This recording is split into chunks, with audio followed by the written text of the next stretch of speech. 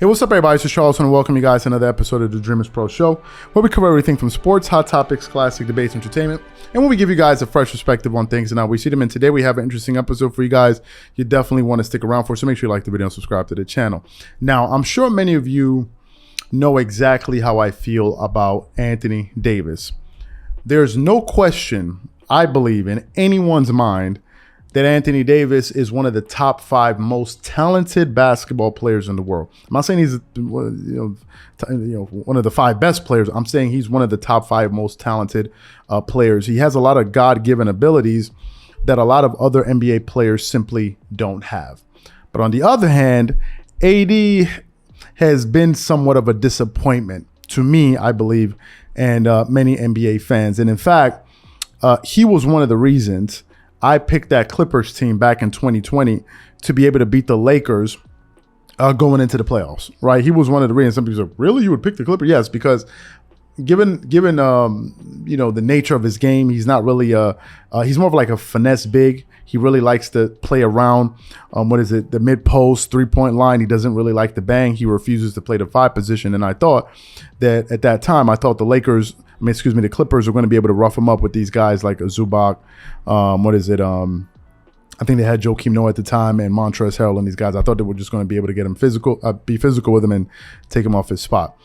So after a disappointing season with the Lakers, it looks like we're getting some new information about the Lakers' new strategy going into this season via Yahoo Sports. But before we get into that article, this video is brought to you by sponsor Aura, who's also the official sponsor of the T-Wolves. Do you know what the fastest growing crime in America is today? It's identity theft.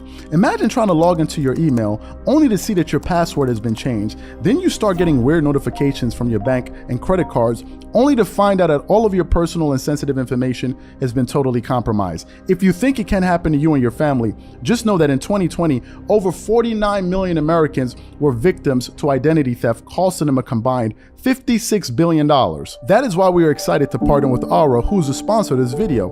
Aura is the #1 identity theft and financial fraud protection. Aura monitors the dark web and alerts you if any of your passwords and accounts have been breached. And funny enough, after using Aura, I discovered some of my credentials were floating around in the dark web, and the app showed me exactly when and where the breach happened. In addition, Aura allows you to set spending alerts, and they'll notify you of any suspicious transactions. Aura is 4 times faster than any of its competitors in alerting you if someone is trying to open a credit card or obtain a loan using your name. And remember this, every 14 seconds, someone becomes a victim of identity fraud. Don't let it happen to you. Now click the link in the description and try Aura for free for 2 weeks and see if any of you or your family's personal information has been compromised. Start your free trial at aura.com/dreamerspro. And when you try Aura, by using the link in the description below, also know that you're supporting this channel. Thank you. So let me get into this article and read what this article has to say here. So basically the article starts off with the headline. I think it's via Chris Haynes. Anyway, the article starts off with the headline: Inside LeBron James meeting with Lakers front office, Darvin Ham's offensive plan robbed Pelinka's roster patience. Ham agreed with James and reiterated that his main objectives are to hold everyone accountable and foster an atmosphere of selflessness, sources said. He voiced that defensive tenacity needs to be picked up across all the roster, and also forewarned that players that would have to play new roles, and if sense reluctance, he wouldn't hesitate to remove them from the game, sources said. Furthermore, the first-year coach said one wrinkle he will implement and stick with is having the offense run through Anthony Davis, and James concurred, sources said. The team has been encouraged with Davis's offseason progression and believe he'll be in optimum shape to avoid serious injuries and carry a heavier load. The team is also hopeful for a corner 3-point shooting percentage bump from Russell Westbrook next season, sources said.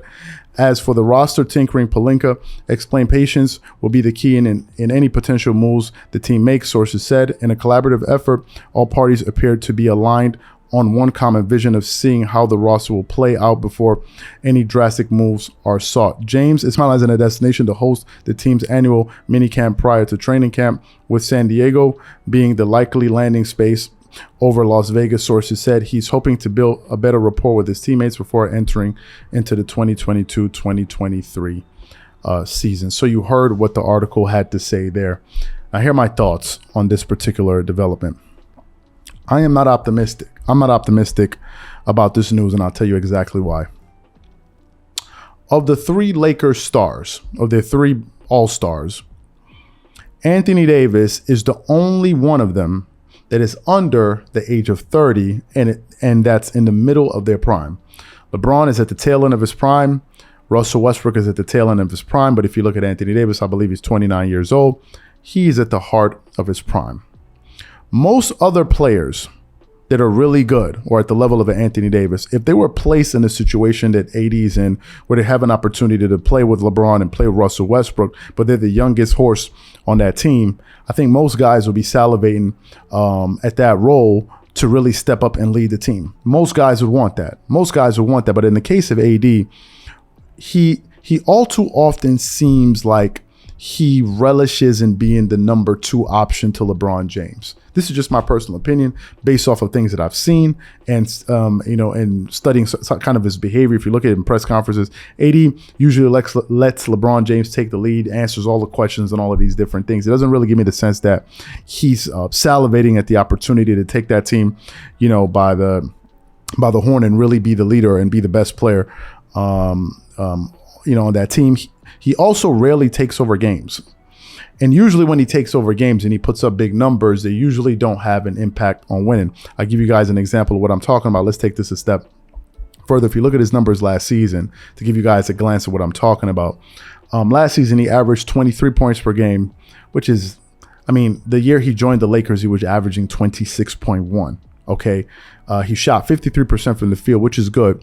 He shot 16.8% from the 3-point line. The year he joined the Lakers, he was shooting 33%. Now, 33 is not great, but 18.6 is terrible, right? It's terrible. And his 3-point shooting attempts also went down. His free throw shooting, I want you guys to think about this. When he joined the Lakers, he was an 84.6% free throw shooter. Last season, he shot 71.3%. 71.3%. First year he joined the Lakers, he was getting you 12 rebounds a game. Last year he got 9.9, let's say 10 rebounds, a 2-rebound drop off. The year he joined the Lakers, he was getting you 3.9 assists. Last season he was getting you 3.1 and 1.2 steals and 2.3 blocks. The fact of the matter, and last year his numbers, the year prior his numbers were even lower. The fact of the matter is this: in order for the Lakers to go anywhere this season, Anthony Davis needs to be on top of his game. He also needs to be on top of his health. I think for the Lakers to have any single shot of being in the middle of the pack this season, Anthony Davis needs to be available for at least 85% of the games.